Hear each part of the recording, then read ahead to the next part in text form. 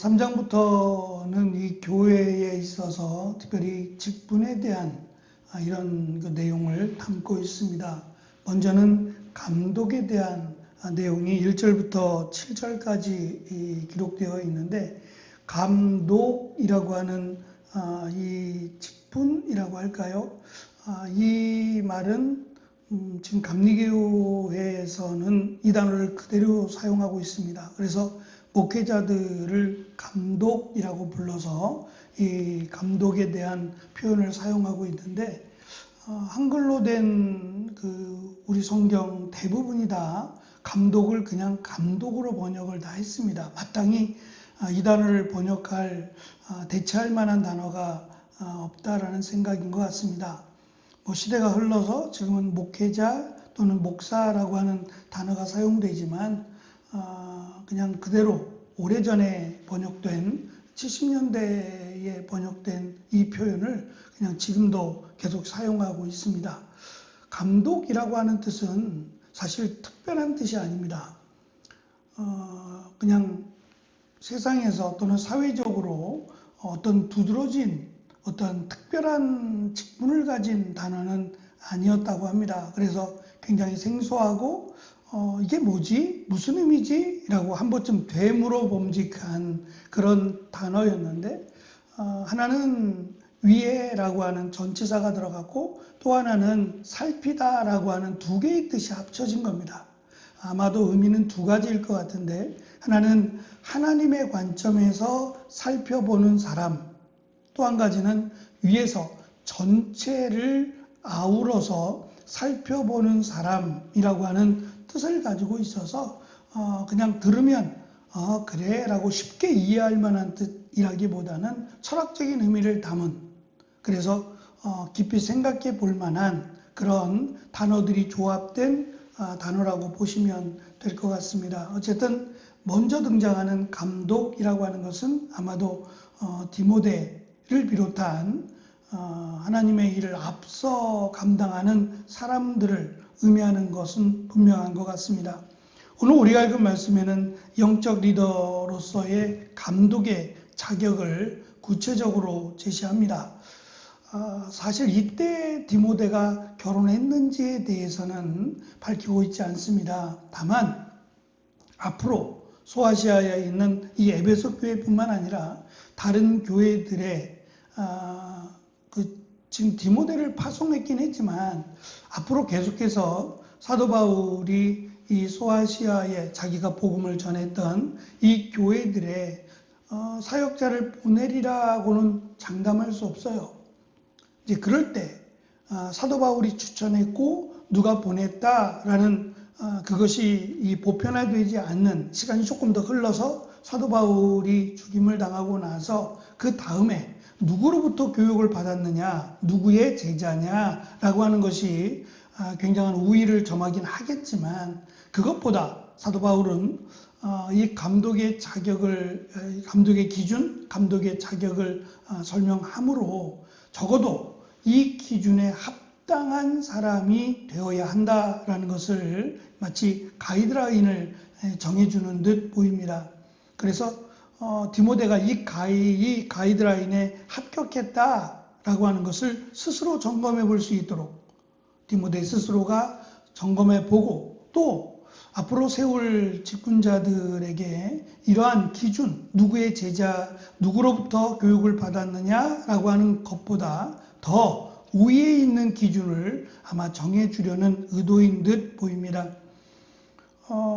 말씀드린 것처럼 이 감독이라고 하는 것은 단순한 직분에 대한 임명이 아니라 적어도 우리의 삶 속에서 또는 우리의 일상 속에서 늘 동일한 삶을 살아가는 사람들 속에서의 적어도 감독의 기준이라고 보시면 좋을 듯 합니다. 그래서 거룩한 성품의 청사진을 제시하는 그런 역할을 한다라고 보면 좋을 것 같습니다.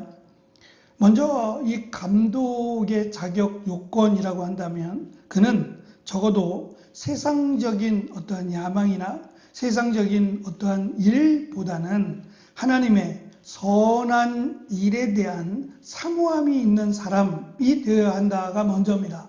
말씀드린 선하다라고 하는 것은 착하다는 의미가 결코 아닙니다.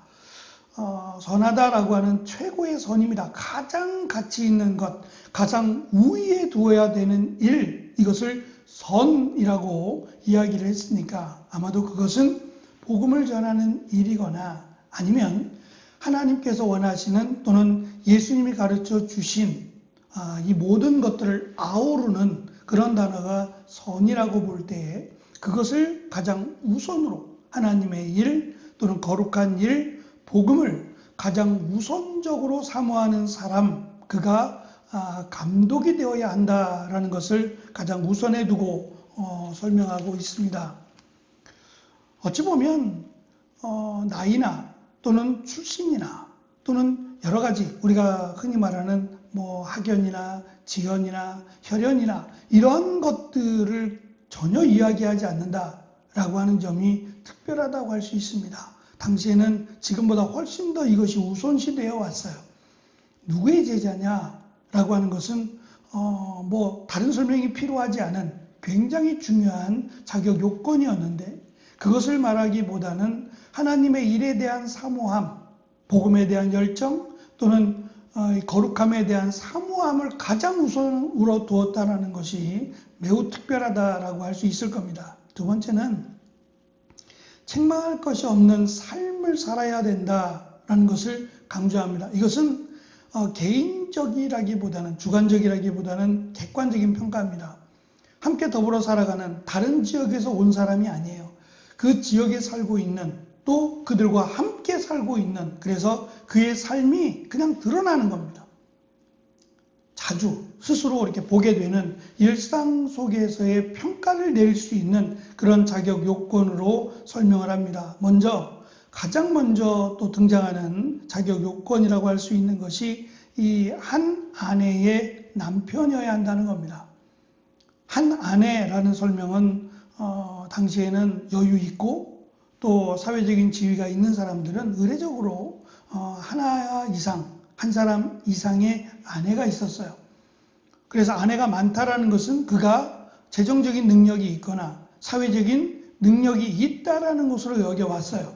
그런데 그렇게 설명하지 않고 오히려 한 아내의 남편이 되어야 한다라고 하는 기준은 하나님이 정하신 기준입니다.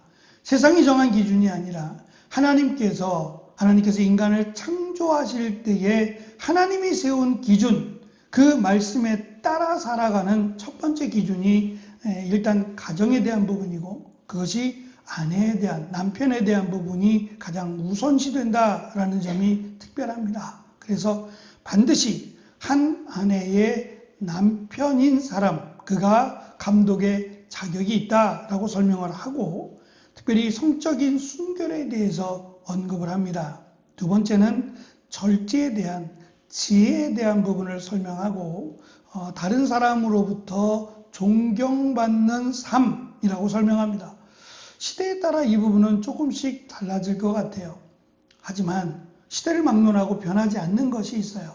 다른 사람들로부터 인정받고 존경받는다라고 하는 것은 단순히 그가 성공했기 때문에 다른 사람보다 더 우월하기 때문이라기보다는 누구에게도 다 존경을 받는다라는 것은 쉽지만은 않은 일입니다. 적어도 감독이라고 하는 하나님의 일을 맡은 사람이라면 무엇보다 하나님의 말씀대로 순종하고 다른 사람들로부터 존경을 받는 사람이 되어야 한다라는 것을 가장 우선 자격으로 설명을 합니다. 두 번째는 관계입니다.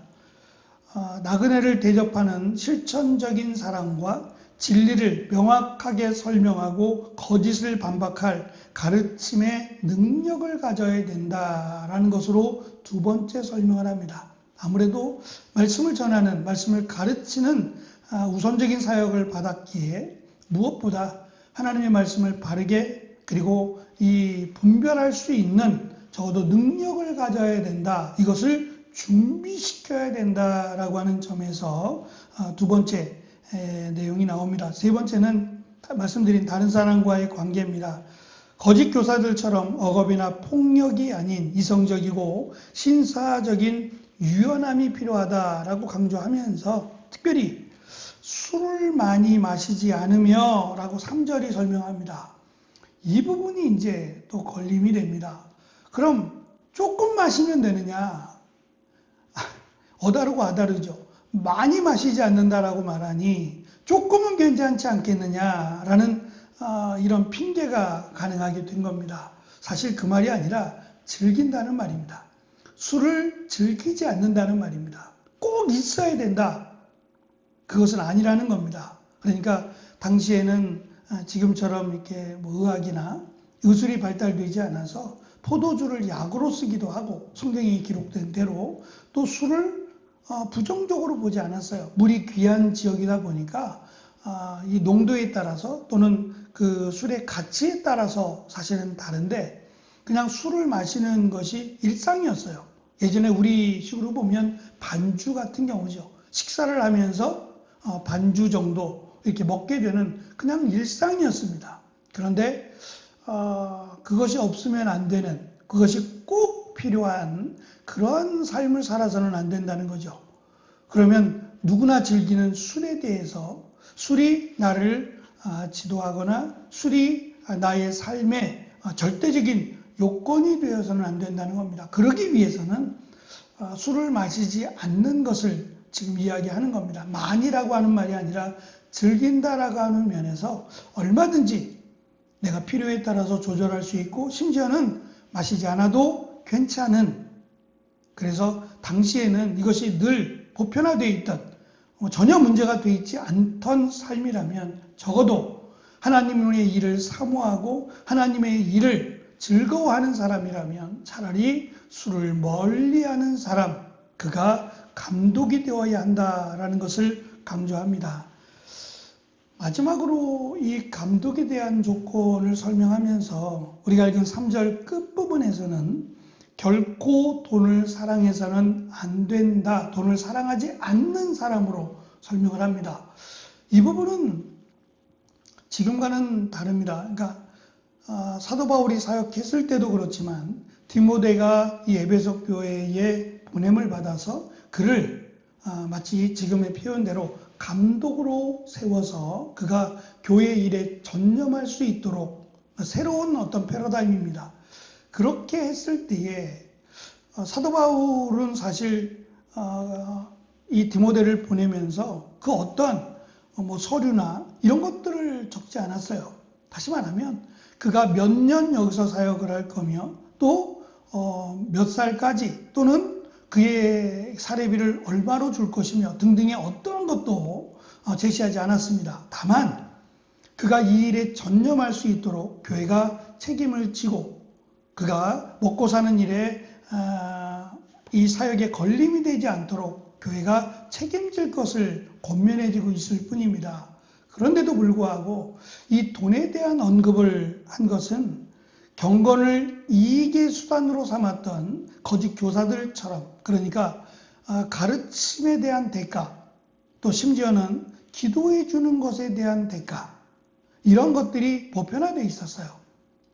그냥 교회 밖을 벗어나면 누군가에게 찾아가서 질문을 하고 또 자문을 구하는 일은 그냥 거저되는 일이 아니었다는 겁니다. 그만한 대가를 지불해야 됐어요. 그래서 시간적으로 5분, 10분, 15분 이 시간으로 계산해서 그것을 지불해 왔단 말입니다. 그랬다면 디모데가 이제 사역을 하게 되면 단순한 이 앞에 서서 말씀을 전하는 것뿐만 아니라 가르쳐야 되는데 이 가르치는 일이 사도 바울이 늘 그랬던 것처럼 이 적은 시간이 아니에요. 짧은 시간이 아니라 꽤 긴 시간을 가르쳐 왔단 말입니다. 그랬다면 거기에 대한 대가를 당연히 주려고 했을 거예요. 지금도 좀 남아 있습니다만 이 젊은 목회자들은 이 부분에 대해서 많이 변한 것 같아요. 단호해졌고 변한 것 같은데 저희 바로 윗세대만 해도 저희가 지금 대신방 기간이었습니다만 신방을 하고 나면 봉투를 2개를 준비했어요. 하나는 하나님께, 그리고 하나는 당연히 목사님께 그렇게 준비해 왔어요. 그래서 하나님께 감사하고 또 가정에 신방해서 하나님 말씀을 대신 전해주고 축복해준 목사님에게 당연히 드려야 된다. 이것은 전혀 문제가 안 됐었어요. 불과 얼마 전까지만 해도 당연히 여겨왔고, 저도 부교육자로 사역하면서 이 부분을 자주 봤어요. 그래서 심지어는 이제 교회의 구역을 나눌 때 지역을 따라서 나누게 되는데, 이쪽은 어느 동, 무슨 동 이렇게 해서 이제 큰 교회들은 지역을 나누게 되는데, 이 지역이 이제 어떤 그 길을 따라서 또는 이 나라에서 나눈 어떤 구역에 따라서 구역을 배정하게 되는데, 아무래도 지역마다 사는 형편이 다 같지는 않습니다. 어느 지역은 개발이 조금 더 잘 돼서 조금 더 부유하거나 조금 더 여유 있는 사람들이 사는 그런 구역들이 있어요. 그래서 교회가 대부분은 이 구역을 2년에 한 번씩 돌려요. 1구역을 맡았던 목사님이 5구역을 맡거나 이렇게 구역을 일부러 조정해서 돌리게 되는데, 그 의도가 뭐냐면 다 잘 사는 지역을 맡으려고 그래요. 제가 한 번은 이 구역에서 구역을 맡은 목회자님이 한 번은 일이 생겨서 신방을 못 하게 됐어요. 근데 약속은 다 해놨고, 그래서 어쩔 수 없이 부득이하게 대타로 대신해서 가게 됐어요. 근데 지역이 좀 멀었습니다. 근데 이분이 이제 은퇴를 하신 건데, 교회 장로님이셨고 또 의사셨어요. 내과 의사셨는데 이제 그 일을 접고 이제 그 아내 되는 권사님이 약사신데 약국을 하세요. 약국을 하시는데 이제 조금 이제 나이가 있으시고 하니까 조금 시내를 서울을 벗어나서 좀 외곽 지역에서 그냥 두 분이 살면서 권사님이 약국을 하시고 그냥 그렇게 살아가시는 분이었는데, 그게 이제 하루길이 되다 보니까 어쩔 수 없이 이제 대타로 가게 됐어요. 연기가 안 됐던 모양입니다. 그래서 뭐 사정이 그러니 흔쾌히 알았다고 다녀오겠다고 해서 준비해서 갔습니다. 다 끝나고 또 식사까지 점심에 대접해 주셔서 식사도 하고, 그리고 이제 잘 마무리하고 돌아왔습니다. 돌아오는데 봉투를 이렇게 주시는 겁니다. 근데 봉투가 역시 두 개였어요. 하나는 그 교회라고 하는 이름이 적혀 있고, 하나는 이제 신방 오신 목사님에게 엽이라 그러면서 그냥 가면서 필요한 대로 사용하시라고 두 개를 줬어요. 좀 당황스러웠는데 이제 함께 갔던 구역장님이 받으시라고 여긴 그렇다고 하면서 제가 이제 쭈삣쭈삣하니까 거기서 뭐 안 됩니다라고 막 할 수 있는 그런 자리가 아니어서 일단 받았습니다.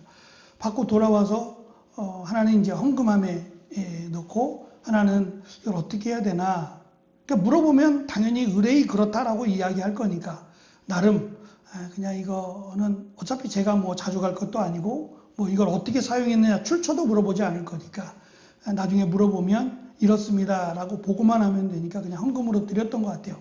그때 금액이 50만 원이었어요. 너무 놀랐어요. 굉장히 큰 돈 아닙니까? 한 번 신방했는데, 물론 거리가 있다고는 해도 나중에 이제 교회에서 가는 거니까 뭐 차비라든지 이런 부분들은 다 정산해 주는 부분이니까 사역이잖아요. 마땅히 해야 될 사역인데도 불구하고 여기 한 번 갈 때마다 이렇게 준다면 다른 곳은 어떨까? 그냥 궁금해졌어요. 그냥 개인적으로 궁금해졌어요. 적지 않겠구나.